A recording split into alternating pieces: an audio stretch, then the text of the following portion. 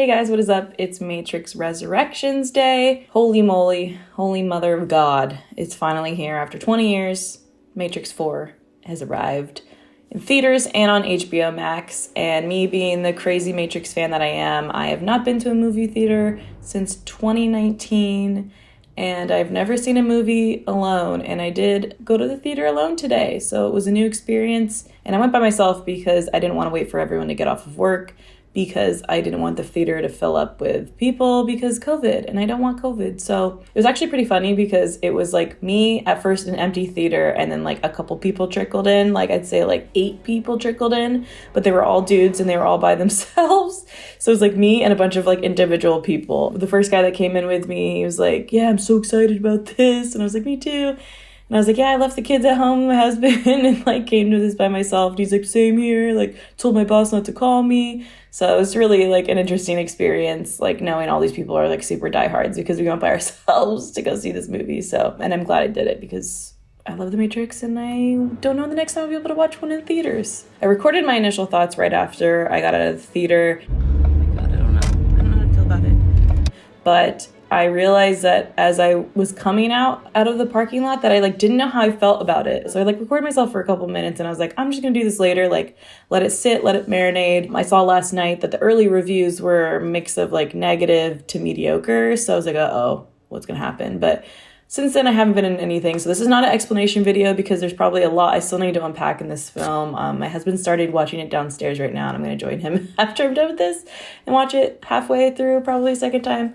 Because every Matrix movie has a lot to unpack, and I'm sure there's a ton I'm missing, but I just wanted to share my initial thoughts with you guys. Spoilers, spoilers, spoilers. I can't talk about this film without there being spoilers, so here we go. When I left, I kind of had this feeling of I enjoyed it, but then like there was more I wanted from it, kind of. So I was kind of like, I don't know how I feel about this. Like I did not leave the theater going, F yeah, that's the best movie I've ever seen in my life. But I did, for whatever reason, like last night I was like, dude, what if Lawrence Fishburne is in this movie? What if they like pulled a quick one on us? And so I think I built that up into my head a little bit. So when that didn't happen, I was kind of like, oh, bummed. I also do feel like the end of the film felt a little bit rushed. I felt like there were certain parts that I could have done away with to get more story in other parts. I don't know, I'm just going to be jumping around because there's no order into my brain and my thoughts. But we were right. A lot of people were right, basically right, about the Matrix within a Matrix thing. I spoke about it, I think, on my first time reacting to a trailer that I had read that people were saying that maybe Thomas Anderson is a famous actor at like Keanu Reeves in this new Matrix, which is why he doesn't question his existence because the Matrix already exists. He was a star in it. So with the game developer plotline, that was very similar to that. So he has these dreams, but he's the one that created it. So they are his dreams. It's not like somebody else made the Matrix and he was just part of it. They came from his mind because he's having these flashbacks and these memories, but he's also questioning his sanity. It's like being a creative person that you like come up with a story, you're a screenwriter or whatever, doesn't mean that those things that you've had in your head are actually true events or memories from the past. They're just what you create in your mind. So he keeps thinking he's going crazy, which is where his therapist, the analyst, comes in and convinces him like, yeah, it's just all in your head. You're hallucinating. These are dreams. It's not real. And he's also being fed the blue pill the entire film while he's in the Matrix. So it makes a lot of sense. They really tied that up really well. I like the fact that they told us how they're planting all these people around him that were almost agents, I think they call it. They're kind of like the same thing as agents, but they're in different skin around him and around Trinity, which I found really interesting because you can't trust anybody. He's in the Matrix. He's surrounded by enemies, really. They're all just controlling and keeping him in line. One part that I felt was one of those draggy parts was while they're like beating into us that he's questioning himself, the other people working at the office with him, just that whole scene went forever. It was like, okay, I get it. Like, let's move on from this. But I thought they did a really good job of that. And also, it was a major throwback, which most of this movie is a throwback to the first film. But it's a throwback to him thinking he had the bug dream and the mouth dream and waking up and being like, oh my God, that was a crazy dream. And then they pick him up and he's like, wait, that's real. I thought I was dreaming. The same thing happened where Morpheus first tries to come and talk to him in this new Matrix version. They have that huge fight and nothing actually happened. Neil Patrick Harris, or the analyst, wakes him up and goes, dude, it was a dream, it didn't happen. And he's accepting that fact and reiterating it like, I know it didn't happen. If we went there right now, nothing would be different. I'm going crazy type of situation. So I think they did a really good job with that, of why he didn't free himself earlier. And clearly he's tried before, and they just keep resetting him and resetting him and resetting him. So I don't think we know how many iterations he had in the Matrix, but it's been 60 years since he battled Smith and the machine war came to an end and all that stuff. So it's pretty nuts of how many different embodiments he had during that time. Who knows? I will say that I 100,000% love this ending a lot more than the Revolutions ending, because clearly in Revolutions, Trinity dies, it's terrible, and then Neo appears to die, which I always had the belief that they were keeping him in case of another war. Call me an optimist, but that's what I always thought, at least convinced myself. But even if he was alive for another war, like, Trinity's gone, and all three Matrixes are about their love story, really, when it comes down to it. And this movie clearly like solidifies that it's the power of both of them together that makes them so unstoppable. It makes Neo this unstoppable force. It's not just Neo by himself type of situation. I do think it's 1,000 times better than that, and I will take this ending forever and be very excited about it. I think it's so hard to compete. I mean, I watched the first one last night again, just hype myself up. I didn't watch 2 and 3, but it's hard to compare. Like, the first one was such a stylistic, beautifully shot film, I feel like, that this one doesn't really feel like The Matrix, because it is much more of like not standard filmmaking, but it doesn't really have those shots in that feel, other than unless it's like a throwback to the original, like the bullets falling from the helicopter and stuff. And plus the humor, I feel like there was so much more humor in this film than any of the previous three. Previous three did have like moments of humor and moments of like kind of self-awareness or like making fun, poking fun. This one had obviously a humongous amount of self-awareness, especially in the first quarter of the movie, where like they even bring up Warner Brothers and that, oh, it's the Matrix again, it's the Matrix 4, here's the script. Like, so self-aware to the point where it's like, oh my God, it's crazy. No wall, there's no fourth wall at all. Just, I feel like, especially with like this younger Morpheus, because I mean, it's not Morpheus, it's a code of Morpheus, but Morpheus still freed Neo. So it's pretty like interesting the way that they did all of that. He was a lot more of like comedic relief. There's just a lot more one-liners in this. And I like came home and I kind of told my husband, I was like, I don't know, I feel like it's almost like Marvel-y in the amount of like humor that they wove into the story. When it's clearly like a serious story and there's serious tones and there's plenty of moments that aren't funny, but it just felt like there was a lot more than usual. And so I think maybe that threw me off too at the end, why I didn't walk out going like, F yeah, like this Matrix was like the best one or the second best one, like blah, blah, blah. Like, I think if I had to rank them, it would go Matrix, Matrix 2, this one, and then Matrix Revolutions. I did think it was interesting, the introduction of all the new characters. I like that they kind of kept that same aesthetic of the Matrix and that everyone's kind of like dressed like gothy BDSM sort of look and vibe to it. They didn't completely like overhaul that, so it definitely did still feel like a Matrix film. It felt very Matrixy when you're on their ship. I have no idea what the name of the ship is. I can't remember, and hell if I can pronounce whatever it is. I did think it was cool, like, that we got to see the new tech, how things had developed since 60 years ago, because even as Neo says, he's like, I feel like everything I did, all this story, this life, really meant nothing if you guys are still in the same position you were before. Really, it's just like an upgraded Matrix. You guys are still fighting the machines, like nothing happened. And then Niobe kind of goes, wait, it did change the way things are, because now there's like humans and machines working together in harmony and accomplishing things that they couldn't have done separately. So there is that. But, I mean, he kind of is right in the way that they're still at it again. He thought he finished the battle, and, like, the battle's still brewing. They're still hiding, you know, Zion or Ion, or what the hell they're called. I don't know, Io. They're still hiding. Speaking of Io, freaking Niobe. I was like, oh, Niobe. And then I was like, oh, Niobe. You bitch. Like, I get it, because she's trying to protect her people, but then, like Bug says, they also seem to have, like, forgotten about the people hooked into the Matrix, and they're not really worried about unplugging people anymore, which is a problem, but I mean, I get it, because you gotta focus on the people you have. And clearly, like, they're way huge now, like, kicks Zion's ass in the size that they've got going on, and the tech that they've got going on, and they have strawberries and stuff like that, which is cool. But it was like, hey, Niobe, and then he's, like, instantly imprisoned.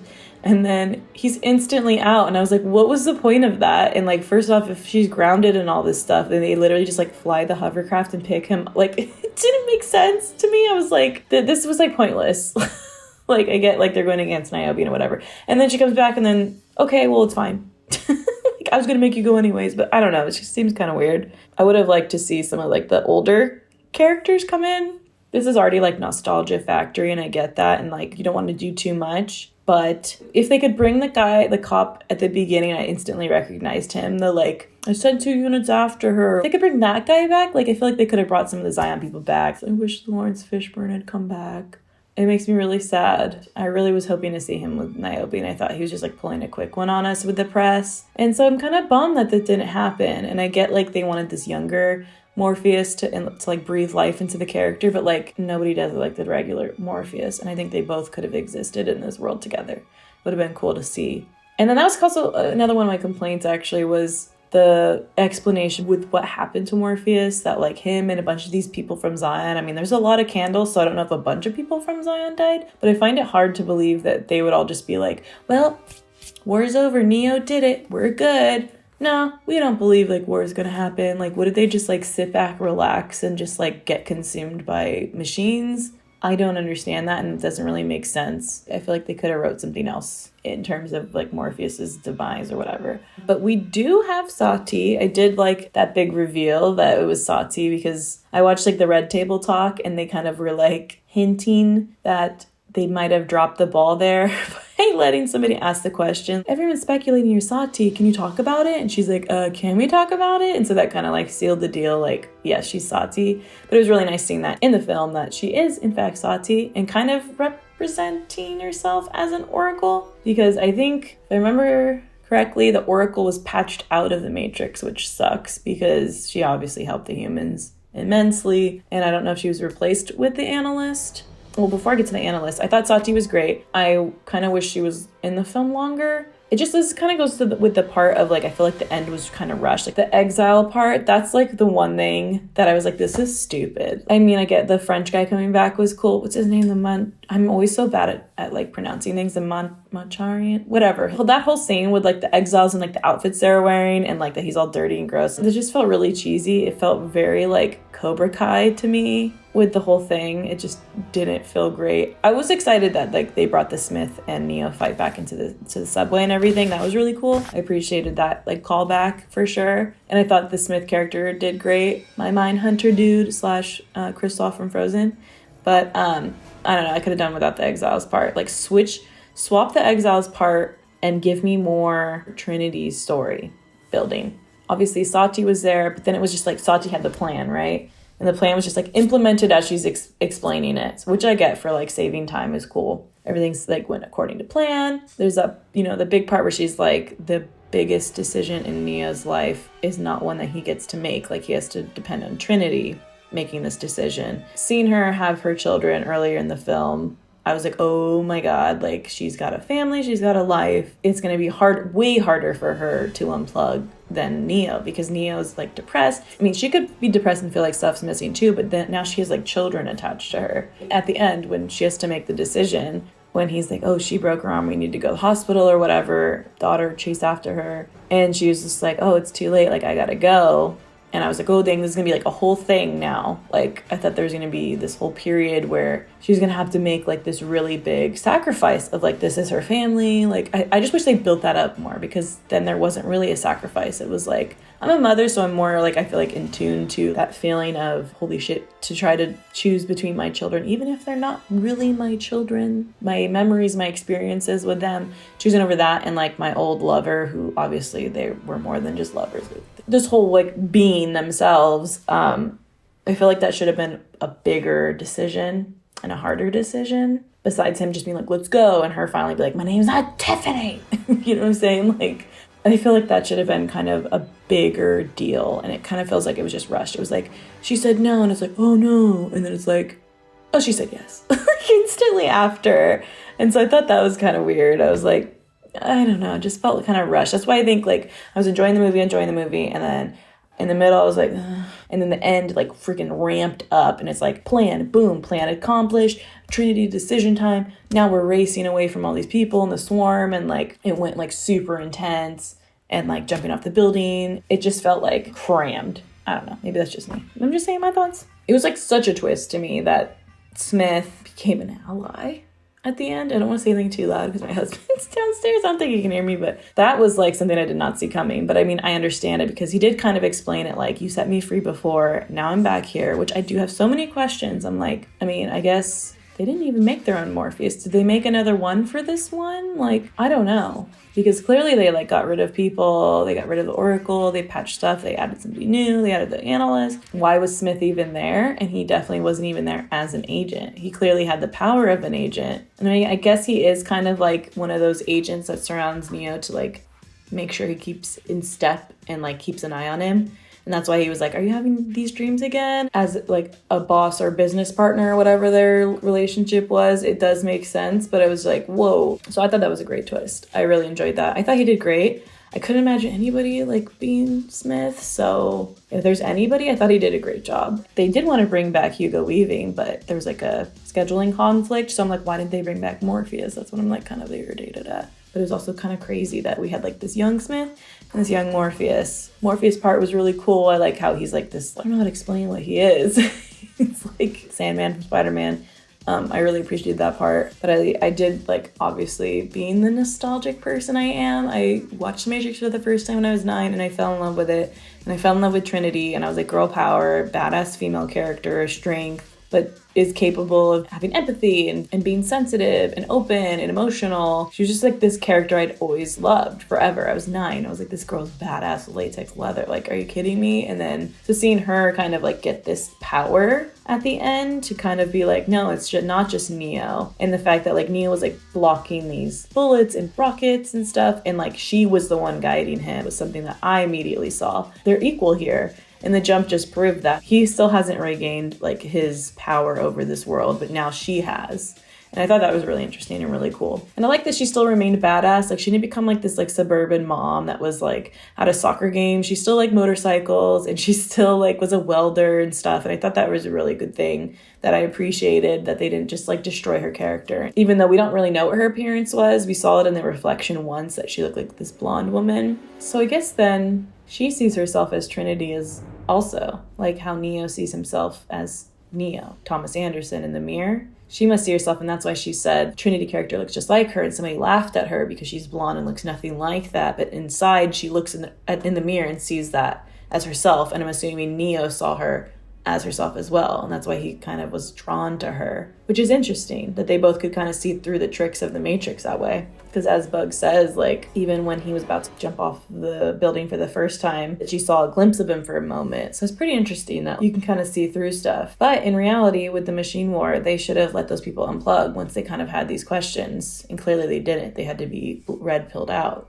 I don't know. I have a lot of questions. Because the architect's still there, or not the architect. I don't know what the hell happened to Architect. The analyst took over, and he apparently was doing so much better job at like getting so much more power by like making people miserable and have hope, I guess. Yeah, what happened with Architect? Was he patched out too? And they were like, analyst, this is a new Matrix, new roles, new everything. Curious why they have him still in there. Are they going to delete him? How are they going to remake the Matrix? I'm assuming this is over. I'm assuming they're not making another one after this. But it was kind of interesting that they left it open like that. So yeah, I guess like I did appreciate it in a lot of ways. I loved the nostalgia. I loved the callbacks. I loved seeing Neo again. He sounded like Neo. I was super stoked when we saw the whole like him being rejected from the Matrix. Well, them taking him out of, unplugging him from the Matrix. I love that whole scene. It was crazy seeing him with a shaved head again. It was great seeing her with a shaved head again. Like the real world moments I was like super excited on. And the fact that like they rebuilt both of them, they brought them back to life, which is like obviously the best thing ever. It's fan service and I'm all here for it. So, and it does sound like I'm bitching a lot, but I did think this was a good movie. But this is what I mean when I say like I came out of the theaters like conflicted. I was like, I loved that. The end, the graphics were kind of cheesy at the end, if I'm being honest, but I was like stoked, awesome, like they're together and they're badass together. And now they get to make the Matrix how they want. But I also was kind of like, I feel like there's some missed opportunities there. I get it. I get why people are like on the fence about it. But like, I love this series. Like, I love this world. So to have like the fourth wall breaking, the fact like he's working on the computer with like the Matrix dolls and stuff, like the Sentinels on the table and stuff. I was like, this is awesome. Like, now I want all this stuff. I hope they come out with like a bunch of merch. I will buy a bunch of it. So I'm still a huge fan. I still love it. I wouldn't say this is a terrible movie. This is a shit movie. Should never have made it. Waste of time. Like half of these people are saying just on the headlines that I saw last night. I was like, dude, what? Get out of here. I think it was well done. It was different but true, but different enough where you're like, if they made it any more similar to the first one, you would have been like, this is such a cop-out. They just made the same thing. Like the Star Wars movies or whatever the hell those. I don't even know. I don't watch any of those, so I don't know. But it was just enough fan service nostalgia, moments that I feel like could have definitely been improved on, and decisions that could have been a lot heavier if they had tweaked some things. But overall, I would say it's good and I'm happy with it. But this is also me just talking to the camera. No one I know has watched it yet. I've been afraid to go on Twitter because I just wanted to get my thoughts out here. So this is, we'll see. We'll see how I feel tomorrow. I might do another video of like kind of explaining things that don't, after I watch it downstairs again. Maybe I'll answer some of the questions I have for myself, or get more in depth with what the hell's going on in this film, just in case some people are confused. Because I did see that. I saw like a tweet last night, and it was like, this movie's just a confused mess. And I'm like, nothing was really confusing about it. I had some questions about like how we got to certain points. For a Matrix movie, that ain't bad. I mean, there's a lot where I remember the old ones, I'd have to like Google them and be like, what is going on? I have no idea. And I have to wiki it forever. So kudos to everyone. I love the crew in this film. Obviously the Wachowski sisters. Lana obviously is the one that made this one come to life. And I'm super excited that they did it. And I hope they get some good box office. That's another reason why I went. I was like, I'm going to go pay some money so that you guys get some box office stuff, because I'm sure Spider-Man's just destroying them and everything, and I still want to show that some of us love The Matrix and we'll always support it. So thanks for watching, guys. Let me know what you guys thought of the film. No fighting, no being a dick, but leave your honest opinions below. We can chat about it, talk about it. We'll see how I feel tomorrow. Okay, bye guys.